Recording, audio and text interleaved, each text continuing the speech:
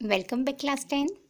આજે આપણે page number 75 જે એકમ નંબર 4નો વ્યાકરણ વિભાગનું છે. ઓકે, તો આપણે કર્તરીમાંથી કર્મણી એ શીખી ગયા છે.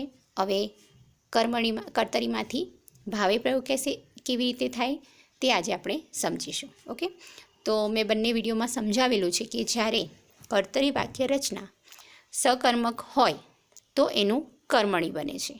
ઓકે, સકર્મક એટલે કે આપણે કર્તાને શું ક્રિયા કરે છે એવું પૂછીએ અને આપણને જ્યારે જવાબ મળે છે ત્યારે આપણે કહીએ કે હા એમાં કર્મ છે એટલે સકર્મક છે.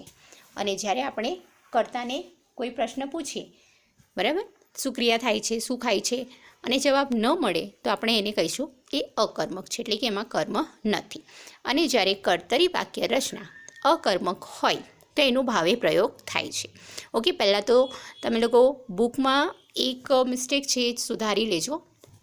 જે તમને પેજ નંબર 75ની અંદર કર્તરી પ્રયોગ સકર્મક લખ્યું છે ને એ જગ્યાએ અકર્મક કરજો, કારણ કે આ અકર્મક વાક્ય રચના છે. કારણ કે અકર્મક હોય તો જ એનો ભાવે પ્રયોગ થાય. ઓકે, તો આપણે આ જોઈશું. પહેલું વાક્ય શું કહે છે? કર્તરી વાક્ય રચનામાં અકર્મક ધાતુ છે એટલે કે અકર્મક છે, અહીંયા કોઈ કર્મ હોતું નથી. એટલા માટે આપણે એનો ભાવે વાક્ય રચનામાં પ્રયોગ કરીશું. પહેલું છે રમઝુ યંત્રવત આગળ વધ્યો. ઓકે, તો રમઝુ આગળ શું વધ્યો? યંત્રવત આગળ વધ્યો, મતલબ એ યંત્ર એટલે કે એક મશીનની જેમ, યંત્રની જેમ એ આગળ વધ્યો. એનું મગજ કોઈ બીજા વિચારોમાં હતું. ઓકે, તો અહીંયા આપણને કર્મ મળતું નથી. તો અહીંયા એનો ભાવે પ્રયોગ શું થાય છે? સેમ પ્રોસેસ થશે. જે કર્તરીમાંથી આપણે કર્મણી કર્યું અને કર્તાની પાછળ થી લાગ્યું તેવી જ રીતે અહીંયા પણ થી લાગશે, પણ અહીંયા અકર્મક વાક્ય રચના હશે. ઓકે, તો રમઝુથી यंत्रवत आगड़ वध्योनी जगह आगड़ वधायु. ठीक है, वो नहीं करना चाहता था मगर फिर भी उसको करना पड़ा क्योंकि उसने वो तड़शी बेबाई ने उसको नहीं भूदर मीराई ने उसको धक्का मारा था, इसीलिए. ओके, सेकंड है कंचन मासी बोलिया. ओके, कंचन मासी शू बोलिया तो आपने जवाब मळे छे तो नहीं मळतो, एटले आ पण अकर्मक वाक्य रचना है और आपणे एनो भावे प्रयोग केवी रीते करीशुं? कंचन मासी थी बोलायो. ओके, थर्ड है तमे वडीलो सामे ऊंचा अवाजे न बोलो. ओके, तमे वडीलो सामे ऊंचा अवाजे न बोलो. तो बोलने की प्रोसेस है, तो नहीं बोलना चाहिए. एडवाइस दे रहे कि ऐसा नहीं कर सकते, तुम बड़ों के सामने ऐसे ऊंची आवाज़ में नहीं बोल सकते. तो एनो भावे प्रयोग शुं थशे? तमाराथी वडीलो सामे. तमेनी जग्याए तमाराथी, तमे करता छो सामेवाड़ी, एटले के छे तमाराथी वडीलो सामे ऊंचा अवाजे न बोलो नी जग्याए न बोलाय. आ मेन वस्तु है कि तमारी जो क्रिया है एमां व्यवस्थित बदलाव लावशो तो जे भावे अथवा कर्मणी वाक्य रचना व्यवस्थित बनशे अने साची बनशे. फोर्थ है संकुल में ज छात्रालयनी व्यवस्था है पण रमेश कुटुंबथी दूर नहीं रहे. ओके, तो संकुल में एटले के जो हॉस्टल टाइप का होता है ना उसको बोलते हैं, जहाँ स्कूल भी होती है बोर्डिंग स्कूल टाइप की और रहने का भी होता है. तो कैसे संकुल में छात्रालयनी व्यवस्था है, तो ये थोड़ा एक्स्ट्रा सेंटेंस है आगे का. संकुल में छात्रालयनी व्यवस्था है. एग्जाम में क्या होता है, ये वाला सेंटेंस है, रमेश थी कुटुंब थी दूर नहीं रहे, ऐसा कुछ है. ठीक है, एग्जाम में इस तरीके से आ गया, संकुल वाला निकाल दिया है. एक दो एग्जाम में आया है ये सेंटेंस. तो रमेश कुटुंब थी दूर नहीं रहे, तो एनो भावे प्रयोग शू थशे? रमेश थी कुटुंब थी. अब रमेश करता है, अँ कुटुंब थी एटले कुटुंब थी ज आपेलू है. कुटुंब थी दूर नहीं रहीनी जगह नहीं रहवाय. रमेश थी मतलब वो रमेश से अपनी फैमिली से दूर नहीं रहा जा सकता, नहीं रह सकता वो. ठीक है, ऐसा है. एंड फिफ्थ सेंटेंस है दादा ठंडा पानी नहाय छे. ओके, पहले ठंडा था तो वो नहीं नहा सकते थे, अब गर्मी आ गई तो नहा पा रहे. तो दादा थी ठंडा पानी नहाय छे नी जगह नहवाय छे, कि हाँ वो नहा सकते हैं. तो इस तरीके से जिस कर्तरी वाक्य रचना में कर्म नहीं होता है वो अकर्मक होता है, और अकर्मक वाक्य रचना जो होती है, ठीक है, अकर्मक धातु होता है उसका हमेशा भावे बनेगा. ये दिमाग में फिट कर लेना कि जब कर्तरी वाक्य रचना सकर्मक होती है तो उसका कर्मणी बनेगा, सॉरी कर्तरी बनेगा. और कर्तरी वाक्य रचना जब अकर्मक, यहाँ अकर्मक करना है, सकर्मक की जगह पे अकर्मक करना है क्योंकि ये गलत है. और उसका भावे बनेगा। तो इतना दिमाग में फिट करना।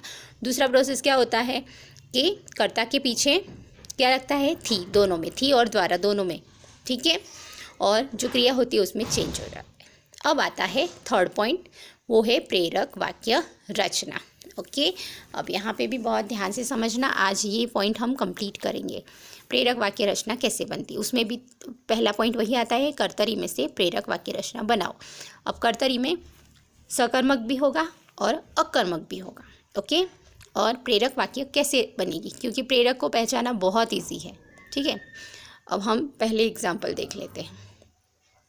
यहाँ पे है एक, તમે જોયું કે ક્રિયા પર જેનું નિયંત્રણ હોય, ક્રિયા કરવા પાછળ જેને કોઈ હેતુ હોય, ક્રિયા અંગે તેની જવાબદારી હોય, તે કર્તા કહેવાય છે। ઓકે, जो क्रिया करने वाला है तो उसको हम कहेंगे वो कर्ता है। ओके, હવે માળીએ સીમડાનું વૃક્ષ કાપ્યું, तो कर्ता कौन है, माड़ी। શું કાપ્યું, સીમડાનું વૃક્ષ, तो ये सकर्मक हो गया। ओके, अब यहाँ पे दूसरा सेंटेंस इस तरीके से बनाया है, काकाए। अब यहाँ ऊपर के सेंटेंस में काका नहीं है, ठीक है, ये काका एक्स्ट्रा है, बाहर से हमने दूसरा नया कर्ता लाए, तो काका ये माड़ी पासे। तो अब ये जो पुराना कर्ता था उसके ए निकल कर माड़ी का माड़ी हो गया, और माड़ी के पीछे क्या लग गया, पासे। शीमड़ानु वृक्ष कपायु, काप्यूनी जगह कपायु, मतलब एक कर्ता किसी और कर्ता से वो क्रिया करवा रहे, ठीक है। पहले माड़ी खुद करता था, ठीक है, पहले माली ने खुद काटा था, अब माली को ऑर्डर दिया है कि भाई तू ये वृक्ष काट। ओके, सेकंड है, अब यहाँ पे ये सारे पॉइंट जो है ना, मैं ज़्यादा डिस्कस नहीं कर रही हूँ, ये आप लोगों को पढ़ने हैं, क्योंकि इसमें ना एक दो पॉइंट ध्यान में रखने जैसे हैं कि कैसे चेंज होता है। अब ये पढ़ने जाऊँगी मैं तो बहुत लंबा वीडियो हो जाएगा, तो फिर मैं ये सेंटेंस नहीं समझा पाऊँगी। तो यहाँ से एक दो पॉइंट है जो आपको ध्यान रखने जैसे हैं, ठीक है। दूसरा है, अब यहाँ पे देखते हैं, वाक्य रूपांतर वखते प्रेरक अथवा प्रेरित कोई पण कर्ता उमेरी शकाय छे, ठीक है, कोई भी कर्ता हम ऐड कर सकते नया। माड़ी झाड़ कापे छे, अब यहाँ पे फिर से वही एक सेंटेंस है कि माड़ी झाड़ कापे छे, माली झाड़ काट रहा है, तो कर्तरी है, ठीक है, कौन काट रहा है, माली। शू कापे छे, झाड़, तो सकर्मक छे। साहेब, अब यहाँ पे प्रेरक रचना में प्रेरक कर्ता, ठीक है, प्रेरक करता है, उसको प्रेरक होता है, तो साहेब माड़ी पासे झाड़ कपावे छे, वहाँ खड़े रहकर जो भी की कि साहेब मालिक है, ठीक है, साहेब माड़ी पासे। अब हर कर्ता के जो पुराना कर्ता था उसके पीछे क्या लग गया, पासे, तो ये यहाँ चेंज नया है, पासे अथवा द्वारा, ये दो नए शब्द ये कर्ता के पीछे लगेंगे। ओके, ये ध्यान रखना। हमने पहले उसमें क्या देखा था, थी और द्वारा, अब यहाँ पे क्या लगेगा, पासे और द्वारा। द्वारा तो कहीं कहीं आता है, पासे ज़्यादा आता है। ओके, अब यहाँ पे दूसरा हम नया कर्ता लेते हैं, प्रेरक में प्रेरित करता है उसको, तो माड़ी तेना दीकरा पासे, पहले मालिक खुद कर रहा था, अब वो दूसरों को प्रेरित कर रहा है, किसको, अपने बेटे को, तो माड़ी तेना दीकरा पासे झाड़ कपावे छे।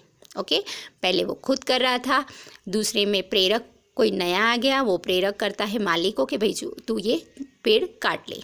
अब मालिक खुद किसी और को प्रेरित करता है, अपने बेटे को, तो वो उससे कटवाता है, कपावे छे सेम हो जाएगा, ये दोनों प्रेरक है और ये क्या है, कर्तरी। ओके, अब यहाँ नए सेंटेंस देखते हैं हम। पहला है, बापू वावटो उतारी ले छे, वो दीपक वाले लेसन का है, ठीक है। बापू वावटो उतारी ले छे, तो कौन उतारे छे, बापू। शू उतारी ले छे, वावटो। वावटो मतलब क्या होता है, फ्लैग। ओके, अब यहाँ पे बापू को वो काम नहीं करना है, तो बापू किसी और से करवा रहे, तो क्या आता है, बापू रामा पासे। रामा उनका नौकर था ना, तो रामा पासे, तो ये यहाँ पे नया शब्द आ गया, रामा पासे।